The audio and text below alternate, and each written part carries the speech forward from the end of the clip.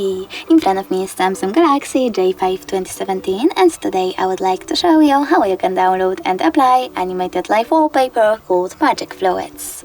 First of all, go into Play Store, tap on the search bar and type in Magic Fluids.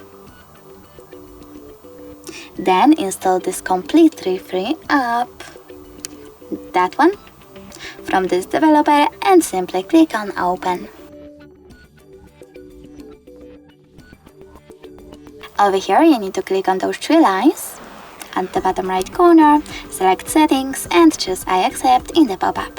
Now adjust all of those wallpaper settings however you wish to, and when you're ready, click at the top right corner on this X icon. Now you need to select the bottom one again, this time though, click on Set as Live Wallpaper, tap on Set Wallpaper at the top right corner and pick Home Screen or Home Screen and Lock Screen. I will go with both. So now when I click Home button, as you can see, my wallpaper has changed. Thanks so much for watching. If you enjoyed this video, don't forget to leave a like, comment and subscribe. Bye!